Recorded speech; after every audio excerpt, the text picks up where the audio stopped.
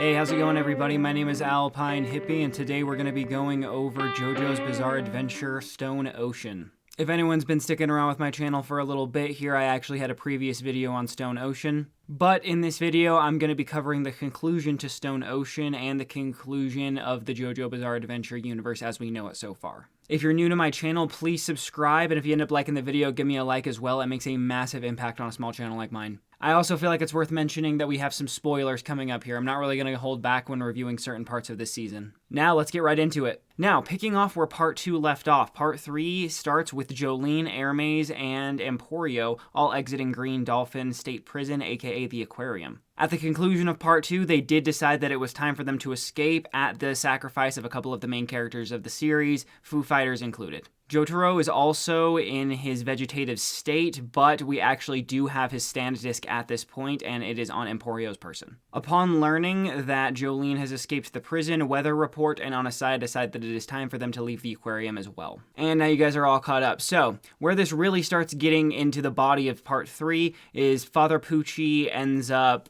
interacting with a couple of new people to the show. They're seemingly lowlifes, all three of them. They all come to a state hospital at the same time. All of them there for various criminal-related injuries.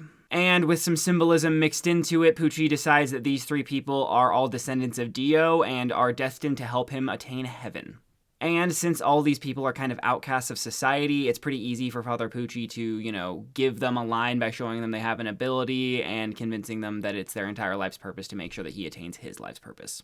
Pretty sad, but these people are all pretty unlikable, honestly. The real bummer of this entire season, honestly, is pacing and when they decide to introduce characters. They throw these seemingly big characters in so late in the show, and they're not really well developed, they're not really likable, and each one of them is only really there for like one episode. So it kind of gives off like filler arc vibes, which you can't really be doing when you're splitting a show into 3 consecutive parts. If you're going to be doing that, you kind of have to bring some real meat to the table on each one of those parts. And this was a pretty early show to me that they were kind of just really trying to bide their time building up to the finale. And I'm just kind of tired of every single stand in this show being like the most situational stand on earth. Like if it was any other circumstance other than the situation that they find themselves in the show, all these stands would be like completely worthless. And don't get me wrong, I'm totally fine with like a really specific stand, but at past times in the show, there's usefulness to the stand. They have a really particular power, but they can also take kind of a combat role. It's getting to the point where none of these stands can do that at all, and once you actually engage close to the person, they are completely done unless they have like a full-fledged combat stand. Now, all 3 of these guys who are nicknamed the Sons of Dio are all eradicated pretty quickly. Like I said, they only last about 1 episode, so it's kind of hard to really give a crap about any of their arcs in the show. So, as Jolyne and the crew are taking care of the Sons of Dio, Onasai and Weather Report are kind of doing their own thing off to the side. They're trying to find Jolyne and the crew and also put a stop to Father Pucci as well, but they're having their own issues along the way.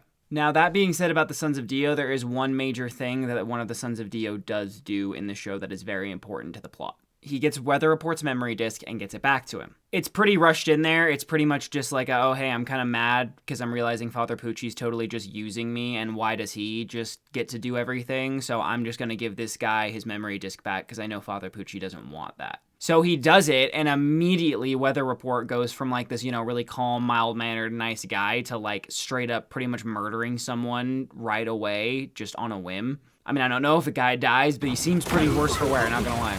And then it just shoots into this like crazy situation where just because Weather Report has his memory back, there's all these rainbows popping up everywhere. People are turning into snails because of this crazy OP ability that pretty much just is like so dangerous to anyone in his vicinity. You're kind of easing in and out on if you think Weather Report's a good guy or a bad guy. You come to find out he has his own personal beef with Pucci that goes way, way back. And he does really want to, just take care of him and then die. This particular part of the show is just so laden down with like over-explaining of abilities, having to explain why an ability is working on the other because there's no really way to know other than getting explained.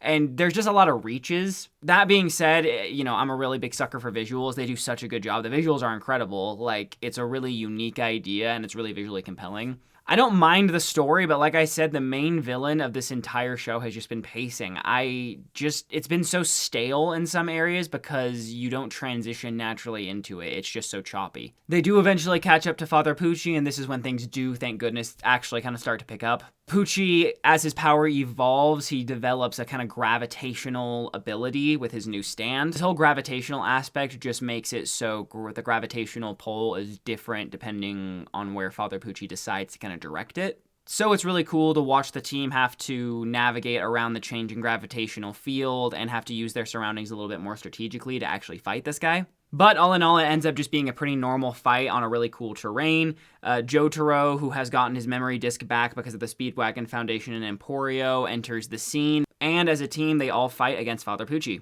The addition of Jotaro in this scene was a very welcome reception for me. I love Jotaro. I love watching the world at work. It's one of my favorite abilities. I love the sound bites. It was just really fun to have him back in and fighting. And it always comes back to the fact that this is a disciple of Dio, and any just whiff of that Jotaro wants to take care of as soon as humanly possible because of, his history, of course. But then Father Pucci finds like this crazy loophole where he doesn't have to wait the full 36 hours for his ability to fully activate. He uses his gravitational thing to make it so he's essentially floating upwards permanently until he finds the perfect gravitational pivot that's going to set him up for what the moon would have been like. Maybe I'm not explaining it that well, but he essentially simulates the gravitational circumstances that the moon he's waiting for would give. And that makes it so he gets his ability a day and a half early, essentially. Like I said, kind of a reach. Lots of explaining had to be done for me to be on board with it in the show, but sure, why not? The transition was really, really cool looking. I love super cool, flashy transitions. I mean, few departments do better than JoJo's Bizarre Adventure on that particular front. Lots of color. The new stand was super cool looking. I really liked the design choices they went with for it. But then the fight kind of just becomes this repetitive thing. The team is getting royally spanked because this thing is insanely overpowered, obviously. Time is speeding up, the world is falling apart, and Pucci is getting a major god complex because he thinks he's doing this for the sake of humanity. And this is where it really subverted my expectations. Another just big spoiler alert here. Everyone pretty much dies. Really. Everyone dies. Some of the main characters, they die in front of you on this final hill. You kind of think it's maybe temporary, maybe not. But you then realize that they are in fact dead because time is speeding up for everything that's not a living organism. So their bodies are decaying in front of you, rapidly. This all even catches up to Jolene, and the last person that you're actually keeping up with is Emporio, who ends up with Father Pucci being the only people who actually survive from that old reality. They essentially introduced the concept of the multiverse, and Emporio and Father Pucci end up being the only ones from that old reality in this new reality with nobody remotely resembling anyone like them. It's a pretty big gut shot. Emporio then uses Weather Report's disc to defeat Father Pucci, which was a pretty cool scene. I actually liked it. It's a pretty excruciating way that Father Pucci goes out, and it is with a lot of begging and screaming, which you'll love to see. Full delusion in play the whole way he goes down, too. He genuinely thinks that Emporio is ruining this perfect thing he's created. And then Emporio kind of snaps out of his third time shift of the day, and he's right in front of the aquarium again. Not inside the aquarium, he's at a gas station, and he runs into some familiar faces. He sees everyone from the group. He sees Jolene, Hermes, Anasai, all the remaining living members. But they don't recognize him, they don't recognize each other. Jolene and Anasai are boyfriend and girlfriend, but they seem perfectly normal. And they convey to you that they're on their way to visit Jolene's dad to ask for Anasai's blessing to marry Jolene. Emporio's tearing up, obviously conflicted about the situation, but happy to see that in at least some capacity they're okay because of what he did. And it ends in a situation where the old universe where Jojo and Stans and everything else exists is kind of gone. And it has been replaced with a adjacent universe where Stans and such don't exist, and they're all just normal people. Maybe I missed the mark. That's the take I got from it. And it is also backed up with the fact that this is where the JoJo's Bizarre Adventure storyline, as we know it, ends. Everything moving forward from this point is an alternate universe version of the characters. They're all the same names and such with kind of similar abilities, but they're not the same characters. It's very similar to the thing I just described. And that's how they do it, where the universe kind of gets reset, and that's what you were given. I don't really know how to feel about it. I did like that they were decisive with their ending. I liked, you know, the light at the end of the tunnel that they give, but I did feel a little shortchanged. These parts that they were releasing were just so short, and the pacing just made it so I really couldn't actually feel any of the big emotional things that were happening, and it made it a little hard on me. I love JoJo's Bizarre Adventure so much, and to be honest, I really enjoyed this season. The beginning, I was so hyped for. It was a beautiful, beautiful breath of fresh air. I hadn't seen any new JoJo seasons come out yet. It was my first time watching it live as it came out. But part 2 just kind of reinforced some worries of mine that the pacing was going to be weird with this like 3-part release. And the third part reinforced that even more. Obviously, I loved some things about the third part. It was really awesome. I loved the characters. It was great to get some conclusion and see them in full swing again. But I did find myself almost feeling like nostalgically sad more than excited as I kind of watched this conclusion fold out. Now, obviously, this might have been a different experience for some people. Maybe I was just missing some stylistic stuff. I'm just not, elevated enough to understand. All that being said, I'm going to be plugging this into my rating as a 6 out of 10 for the third part of Stone Ocean. For the whole Stone Ocean, I'm going to give it a 7 out of 10.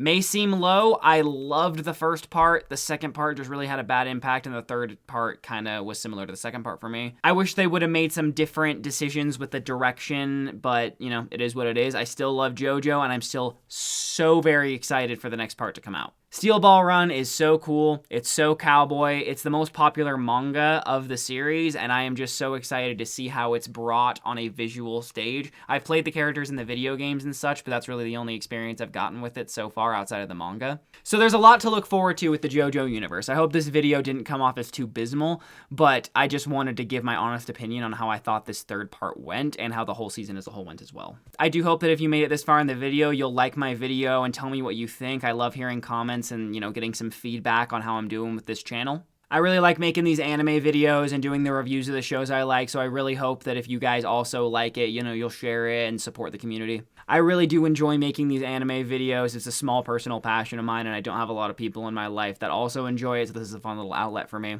Thank you for coming on to my channel, and with all that being said, signing off.